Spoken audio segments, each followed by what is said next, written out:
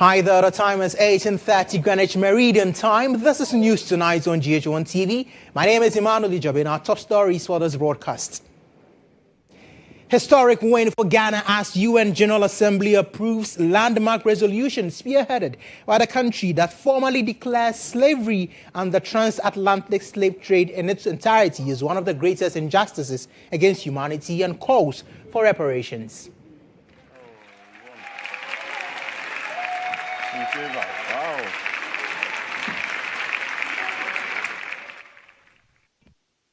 Talk about the mining sector and this broadcast as well, because government has warned firms it will not hesitate to revoke mining licenses of firms found in breach of regulations. In Business Agri Ministry to introduce high-yield seeds developed by University of Ghana and other research institutions to tackle tomato production gaps in the country. Court of Arbitration for Sports, CAS, has confirmed the official receipt of an appeal from the Senegalese Football Federation challenging the decision to strip them of the 2025 African Cup of Nations title. And on the international front, protesters in South Africa call for stricter immigration laws and border controls. The details that is coming up shortly in the 60 Minutes broadcast. Stay with us here on News Tonight.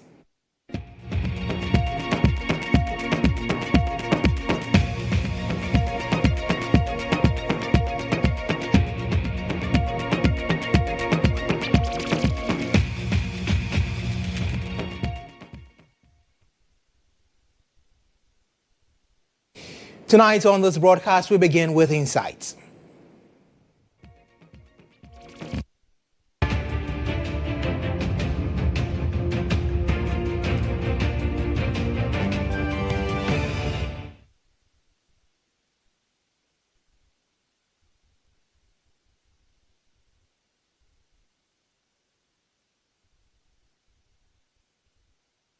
To resist oppressors through this anthem played indeed, because Ghana has achieved a historic victory in a resolution commemorating the victims of slavery and the transatlantic slave trade's entirety. The decision was taken during the plenary session marking the International Day of Remembrance of the Victims of Slavery and the Transatlantic Slave Trade. Before the vote, President John Dramani Mahama remarked, "Let it be recorded that when history beckoned, we did what was right for the memory of the millions who suffered the indignity of slavery."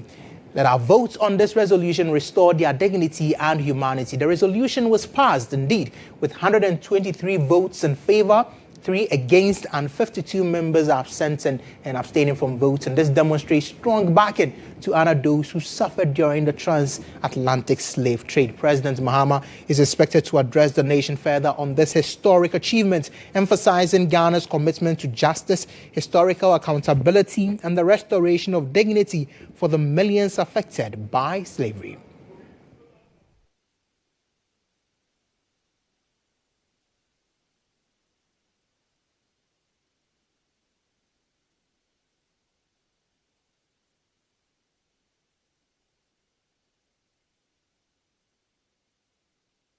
Now, before the vote was made this particular evening here in Ghana, the President, John Dramani Mahama, spoke to the UN General Assembly, where he emphasized that remembrance is not enough. He called on the global community to document, educate, and confront history so that the pain of the past is acknowledged and the healing can begin. I stood in this exact place and served notice that Ghana will move a motion to declare the transatlantic slave trade the gravest crime against humanity. This current draft resolution is a result of months of consultation and consensus building by continental bodies, nations, experts, scholars, and jurists, with the sole aim of achieving a united front and grounding the final outcome in truth, compassion, and moral conscience, remembrance, education, and dialogue. So today we come together in solemn solidarity to affirm truth and pursue a route to healing and reparative justice. The adoption of this resolution serves as a safeguard against forgetting. It also challenges the enduring scars of slavery.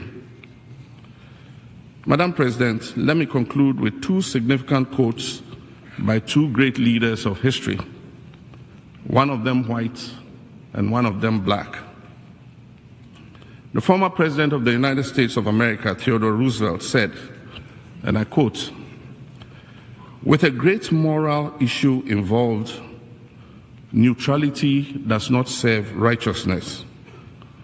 For to be neutral between right and wrong is to serve wrong." Again, civil rights leader Dr. Martin Luther King also reminds us, and I quote, "The arc of the moral universe is long, but it bends towards justice." We've traveled this long road, each step guided by a desire to be better and to do better, each step bringing us closer to the kind of world we would want to.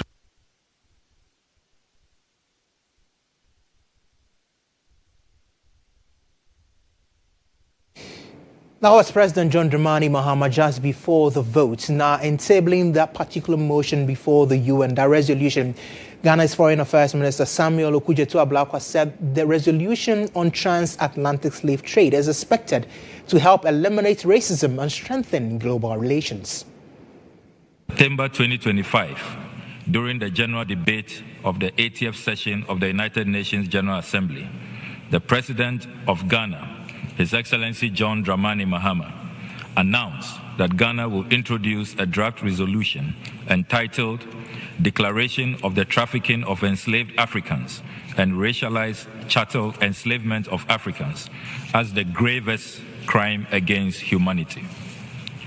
6 months to this very day, I have the distinct honor to present this resolution to the General Assembly on behalf of the African Group. This resolution does not create legal hierarchies of crime, as some have wrongly suggested. Neither is it about reopening history. It is about completing history. It does not target individual states, nor does it seek division. Rather, it establishes a principled framework for reconciliation grounded in truth. At its heart, this draft resolution is forward-looking and unifying. It is focused on truth, remembrance, education, and dialogue. It is grounded not in retribution, but in moral recognition. And it is intended to strengthen global efforts to combat racism, racial discrimination, and xenophobia. To tackle injustices, and this is something that must not be forgotten, that is Samuel Okudzeto-Ablakwa, the Foreign Affairs Minister, and the last remark I made came from President John Dramani Mahama. But indeed, this did not come without opposition. The US and the EU had great concern about legalities with respect to some of the wording in the text of the resolution. The US says it was disappointed that some points that they had made concerning the resolution were not adopted, and the EU says they are also not happy with the text that was put together for the resolution, and said they were compelled to abstain from the votes. Let's bring you some of the opposition that came on this resolution. There are some fake news articles suggesting that the sponsors of this resolution called into question President Trump's support of the black community.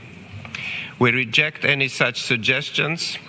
Indeed, President Trump has done more for black Americans than any other president and enjoyed historic support from the black community in the 2024 election. He is working tirelessly to deliver for them and make our country greater than ever.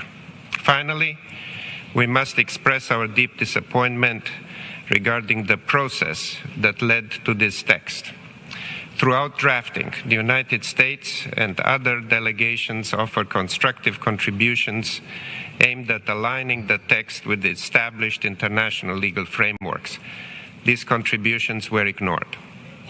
For these reasons, the United States will vote no on this resolution. Thank you. We also regret that the proponents of the resolution did not reconsider their approach despite our repeated calls for more openness to constructive comments. Chair, we regret that our key concerns were not adequately reflected in the final text. We are concerned that this will send a wrong message on an issue where we do not fundamentally disagree. We were prepared to support a text that emphasizes the scale of the atrocity of the transatlantic slave trade, the importance of remembrance, and the need to continue combating slavery in its contemporary forms.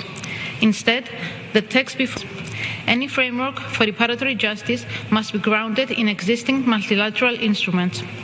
For these reasons, the Member States of the European Union regret that they are not in a position to support Resolution A/80/L48. Repeating our strongest condemnation of the slave trade and reaffirming our genuine commitment that we have demonstrated through concrete domestic and international action, we are compelled to abstain, solely out of profound respect for the subject matter and its complexities. This abstention should not be interpreted as leniency toward these apparent practices, nor in any case as acceptance of or acquiescence to the legal formulations in the text. We reserve our full position on these matters in all current and future relevant processes. I thank you. Well, let's talk about the votes today, because Ghana won by 123 votes in favor, with 3 voting against, with 52 abstaining. Let's bring you that particular bite where the historic vote happened.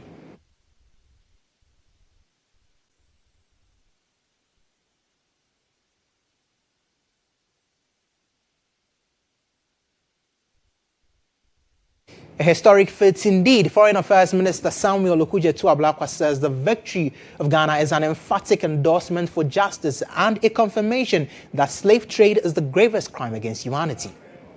An emphatic victory for justice, and our ancestors, Africans and all people of African descent, are today honored that our humanity and our dignity have been restored.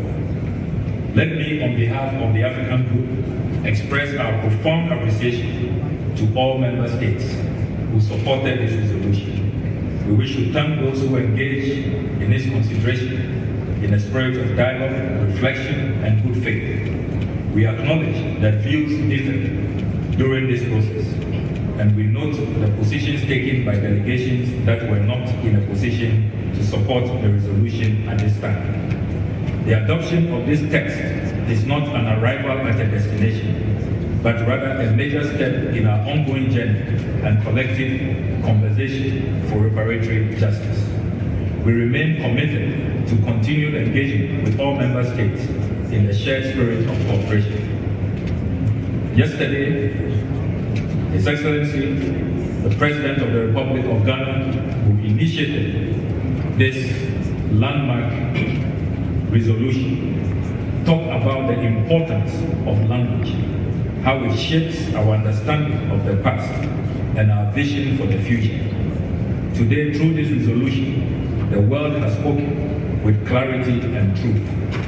We have affirmed that the trafficking of enslaved Africans and their racialized chattel enslavement is the gravest crime against humanity. A crime whose scale, structure, and enduring consequences demand recognition at the highest level of our shared global conscience, so that we can move forward in healing and in preventing such a crime from ever happening again. This resolution is not about apportioning blame across generations or nations. It is not about reopening old wounds. It is about ensuring that those wounds are neither forgotten. You just heard the Foreign Affairs Minister Samuel Okudzeto-Ablakwa, but let's gauge the thoughts of an international relations expert, Dr. Ishmael Lovo, on this subject. Doctor, good evening. We are grateful that you could join us on this broadcast. Ghana wins this historic resolution. For you, what does this mean? Thank you, and good evening to your viewers. I think it's more of Africa winning this historic resolution. It's more of the black race winning this historic resolution. For me, it represents that historic movement where historical denial has been denied a place in global history. It represents a movement where years of injustice have been acknowledged. Years of crime against humanity are finally acknowledged by the global community. If we look at that large number of countries that voted for the resolution, against those who abstained and against those who voted against, it tells you that finally a larger majority of humanity have woken up to the realization that what happened years back is actually something that should not have happened. It's not just a historical wrong, but it's actually a crime that should be acknowledged as such. Now, Dr. Ishmael, many indeed voted in support of this resolution, but of course, one would say the perpetrators of this heinous crime that we now believe to be the crime against humanity as passed by the UN resolution, voted against, and they raised a number of concerns. They said their inputs were not taken. They raised issue about the wording and text in the resolution. These matters, I would say those who perpetrated the crime are raising concerns about this. Is it a slap in the face? I or think because it's a matter of convenience because do they ever want to be consulted? When you make certain positions like you will not discuss reparation, as the British have done all these years, how do you want people to consult you in trying to push this agenda? If they actually wanted to be consulted, if they actually wanted to participate, there are various channels that were open even up to this point when this resolution was presented. If they actually wanted their own position to be heard, they could have presented a counter-resolution. So it's just a matter of obvious denial. And of course, there are obvious reasons why countries like that will do that. Because if you accept this resolution, you are virtually accepting historical responsibility and to a large extent legal responsibility. So you will not want to be part of something like this. That will open the room for legal challenges against you. And if you look at estimates of reparation that some of these countries would have paid if legally they are judged to be culpable of what happened, it's running to trillions of dollars, and that's huge. So sometimes in order to avoid some of these huge payments, you may have to adopt some of the postures that you are adopting. Of course, it's not strange that countries that have been major beneficiaries of slavery will adopt the position they are adopting. But the most important thing is that, at least symbolically, the global community, either some people disagree or not, have come to the realization and have so declared slavery is a crime, the grievous crime against humanity.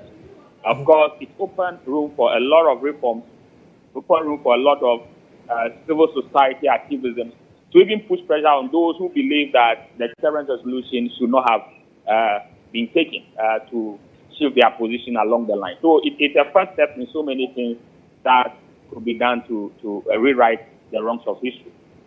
Now, many have had questions, and the biggest of all is what's next? What comes after this? Reparations. People are talking about money.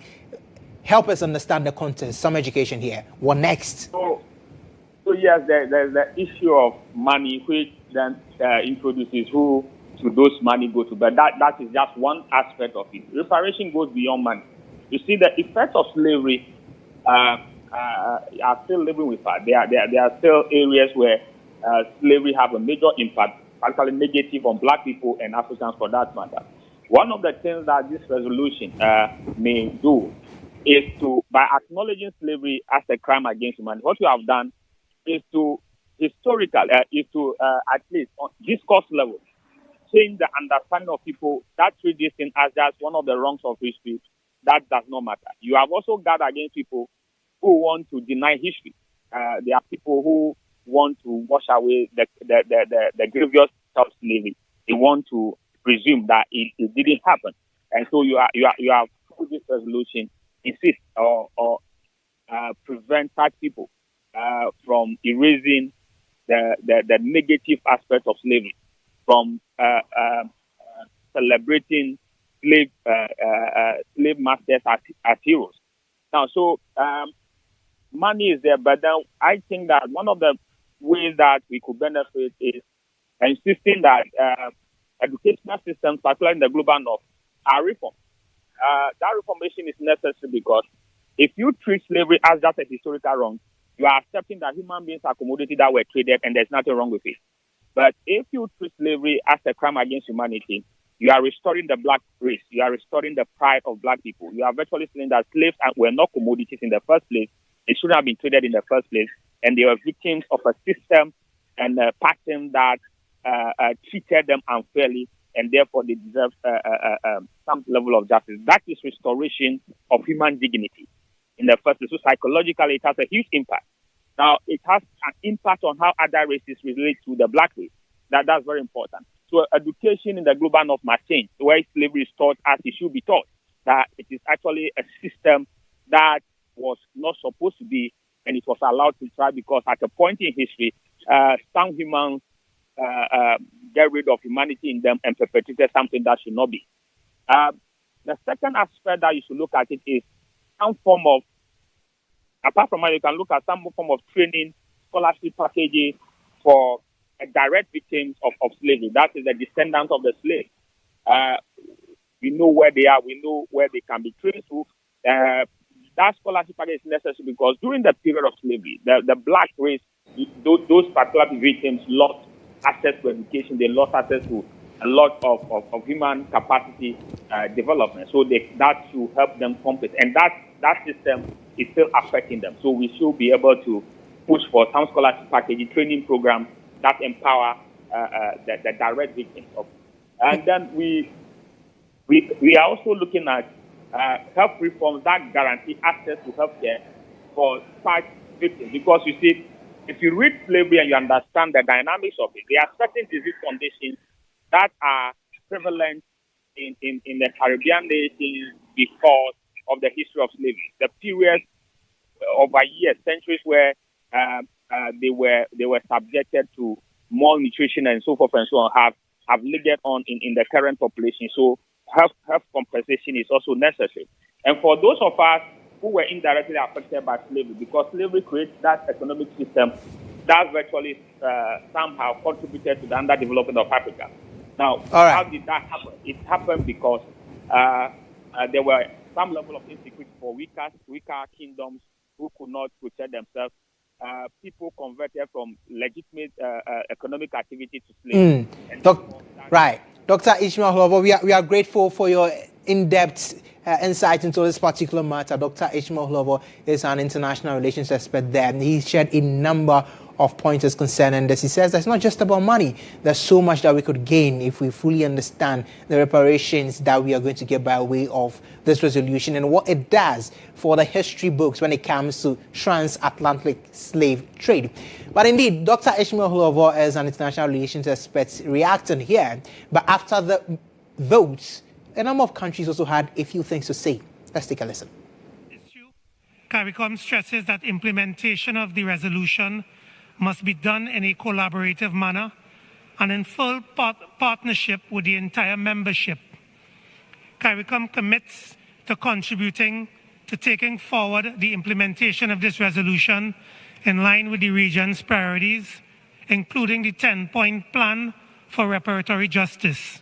Continuing education and awareness raising and the increased attention that commemorative events have brought to the issue. New Zealand supports proposals for meaningful, truthful and respectful dialogue among those most impacted, including reparatory justice and reconciliation through appropriate frameworks. As the gravest, nor to references related to the non-applicability of statutory limitations. For these reasons, Mr. Chair, and despite the importance we attach to this very subject matter, my delegation has abstained on this resolution. Thank you, Mr. Chair.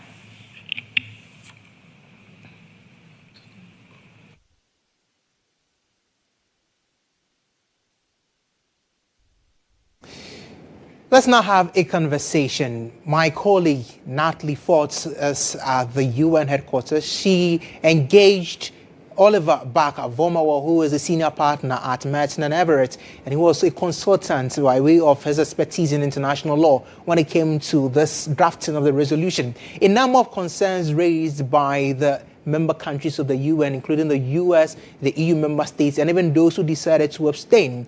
Natalie put forth these questions before Oliver, who happens to know in-depth conversations that happened before this resolution. And these were some of the responses he gave to her concerning matters of legality, matters of inputs, and many others. Take a listen. Listen, in the history of the UN, there are three moments that I think every Ghanaian should be mindful and know about. One is the first admission of Ghana into the United Nations. The second one is when Ghana's permanent representative to the UN, Kwesi Saki, was elected as president of the General Assembly in 1965. And then today, when Ghana has led a resolution supported by the Community of Nations to declare the transatlantic slave trade as the gravest crime against humanity. Now, first of all, the concept itself in international law is very free-moving. We've never, ever in the history of the world recognized some sort of hierarchy within crimes, the global magnitude of this offense, its significance to the global world order. It is very restructuring, and I think that everybody is genuinely excited. I am extremely beyond the moon for having been able to achieve this. The process has been complex. The negotiation has been fraught with a lot of difficulties, and to see that we have gotten ourselves here, we were hoping for 96. If we had gotten the 96 votes, we would have been happy. But to see this resounding success, I think that everybody in Ghana ought to be proud of this moment. Ghana, Africa wins 123 votes on that resolution where UN recognizes transatlantic slave trade as the gravest crime against humanity. The conversation is just starting. Many will follow through in subsequent broadcasts. This ends Inside here.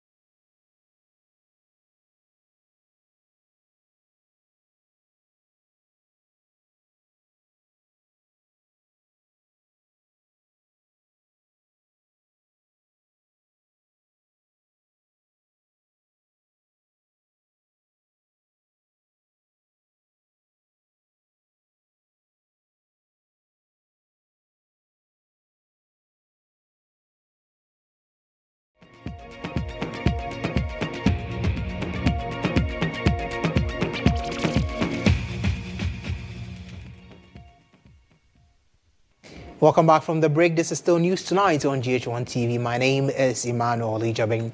The Minister for Lands and Natural Resources, Emmanuel has begun a working visit to the Upper East region to assess mining activities there and strengthen oversight.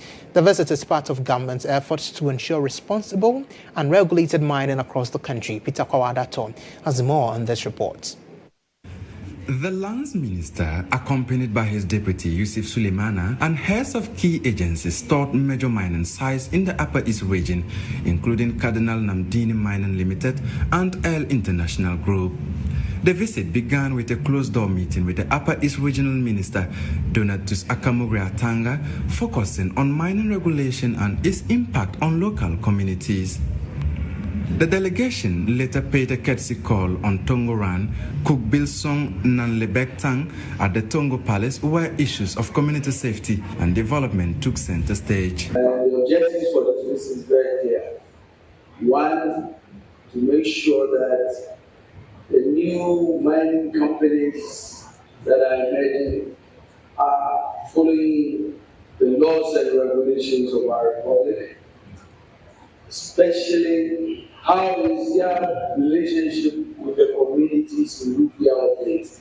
How are they following up with our local content, rules and guidelines?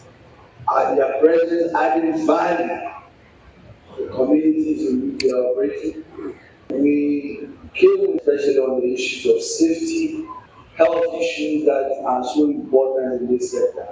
The minister stressed the need for stronger collaboration between mining companies and host communities to safeguard livelihoods, improve safety, and promote sustainable development. What we can do to enrich the regulations of our republic, to make sure we empower local communities and traditional authorities like yours. And they're pledged by the president that we should focus attention on making sure that this finite resource, gold, by the time we finish taking it out from this earth, we can point out that this is the value we left. That when we came and finished this resource, there was transformation of the talented transfer. The Paramount Chief called for urgent government action to tackle rising crime and stress reviving the Polygo tomato. Meanwhile, the Minister for Lands and Natural Resources has warned mining companies, cautioning them that the government will not hesitate to revoke their licenses if they are found breaching mining regulations. The warning was directed at the management of Cardinal Namdini Mining Limited during his ongoing tour of mining sites in the Upper East and Savannah regions, where he stressed strict adherence to environmentally responsible and lawful mining practices. We are prepared to support you. We have given you the licenses and the rights. And we are not going to sit down to make sure that a license area that government of Ghana has committed to is really being encroached. No, we are going to work with you. We are going to agree. There are laws, there are guidelines, there are regulations that allow you to operate. Now, if we all operate within this framework, there won't be a problem. We want you to operate within a framework. Don't cut corners. If you cut corners, we will punish you. And remember, we have the power to take the license tomorrow morning. It's just a right. We'll take it tomorrow morning. Please, it's important. Play by the rules of Ghana. I will ask our Vice Coordinator for Eco-Conscious Citizens, a pro-environmental group. She joins me on phone for a conversation. Awula, good evening. The minister is giving a stern warning. Oftentimes the conversation has been about the small-scale mining sector and illegal mining activities referred to as galamsey. Now he has given that firm warning. If you mess up, you don't play by the rules that protects our environment, your license can be taken the next morning. Is it assuring enough for you? Good evening. Thank you very much for having me. I think what Ghanaians want to see right now is action. They want to see that people who are breaking the law with impunity are being dealt with. There was a joy expose where you found a municipal assembly charging for Chan funds. People could pay money and then they could operate their Chan funds. the MCE is still at post. I'm not quite sure what the state of investigations are, but it doesn't inspire confidence. You have, for example, at Tronsu, where activists who are proactively fighting to protect their landscape, their Tronsu landscape, and their Tronsu stream, the only source of drinking water, are being prosecuted. We've asked for the charges to be dropped. The charges have not been dropped. So I think what Ghanaians want to see is action. You know, we've heard a lot of talk.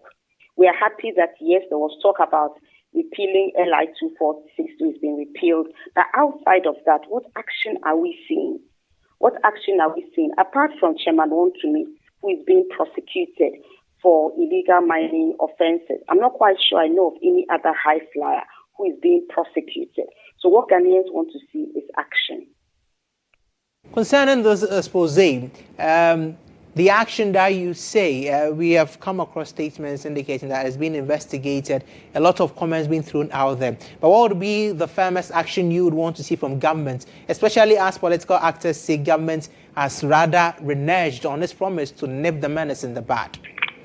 Yes, I mean, first of all, we would have thought that he would not be at post as we stand. The person is at post. What message does that send?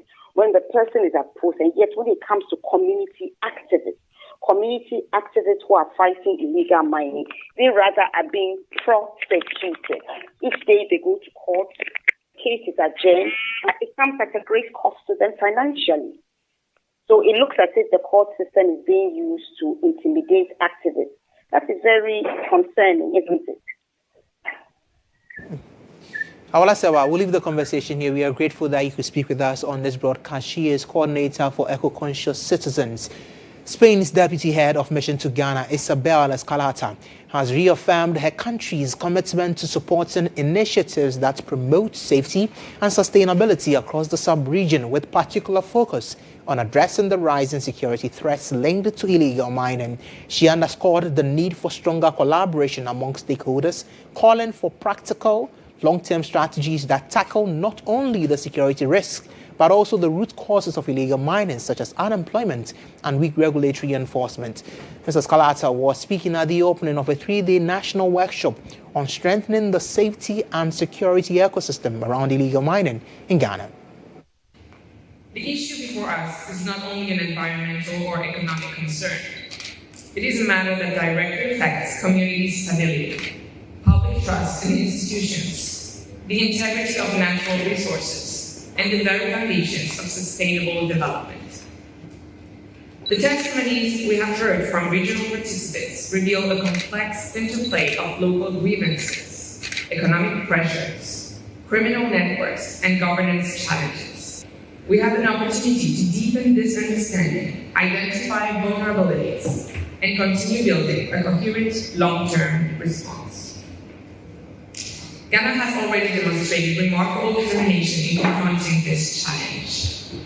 For Spain, supporting this process is a natural extension of our commitments to the principles that President John Dramani Mahama has often valued. There can be no development without security, as they must go hand in hand. Our cooperation with Ghana has grown steadily in this direction, through training programs, capacity building initiatives, and security projects that strengthen institutions and enhance resilience. We've got the business brief up next. The business brief is brought to you.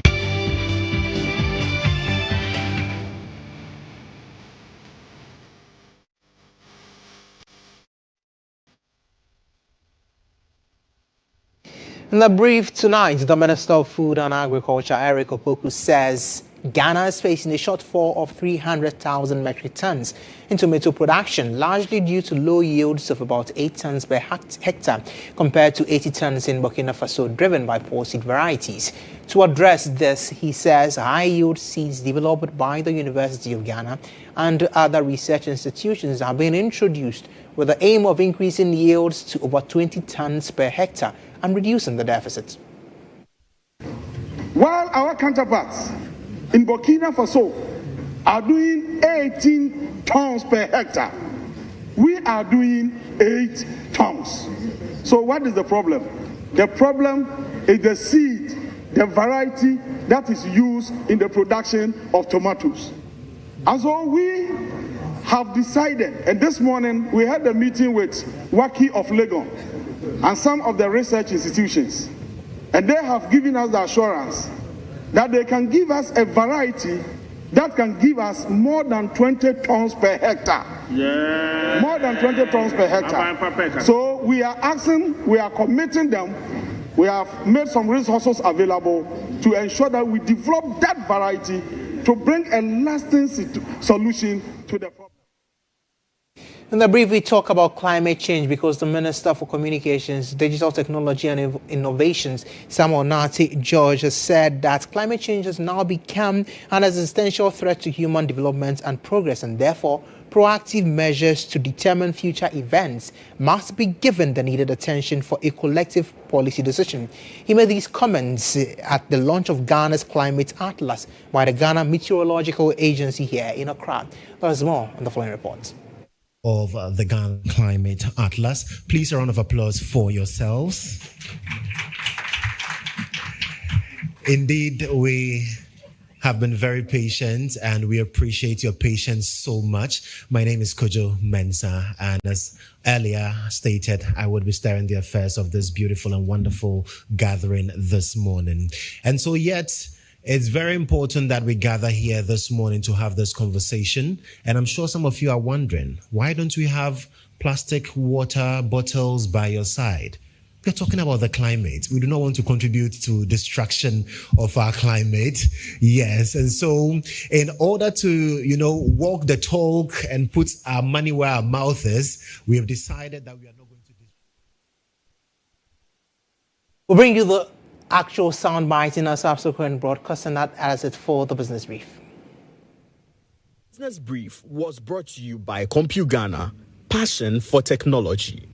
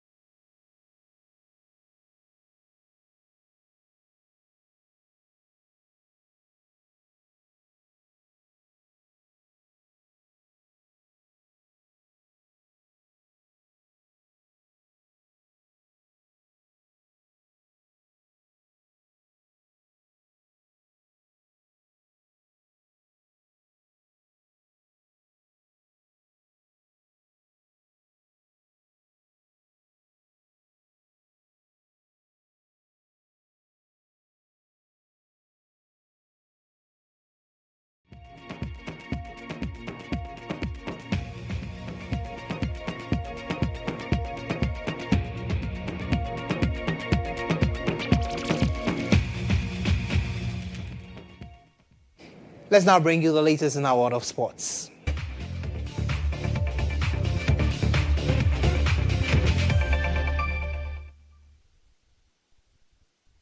GHOne TV's Alumni Power Games has been rescheduled to April 11 from its initial March 28 at the Elwak Sports Stadium. The Alumni Power Games is designed to bring together former students from various senior high schools to compete in a range of sporting and recreational activities. Events lined up include seven a-side football, volleyball, arm wrestling, sack races, lime and spoon races, and Scrabble. Organizers say the initiative aims to promote networking, healthy competition, and unity among alumni groups, while also reviving the spirit of inter-school healthy rivalry. In addition to the sporting activities, patrons will be treated to live musical performances from the Chin Band, as well as fun-side attractions such as the Jollof Challenge, Gary Sokin's Challenge, and a Ponchin Cracker eating competition. The Court of Arbitration for Sport, CAS, has officially confirmed that it has received an appeal from the Senegalese Football Federation on March 25, challenging the decision to strip them of the 2025 African Cup of Nations title. Now, Senegal is seeking to overturn the Confederation of Africa Football ruling that awarded the championship to Morocco. CAF stripped Senegal of their 1-0 victory against Morocco in the January 18 final, ruling that Senegal's 17-minute walk-off in protest of a penalty constituted a forfeit, awarding Morocco a 3-0 win. The appeal requests that CAS annul the CAF decision and immediately suspend the deadline for submitting an appeal brief.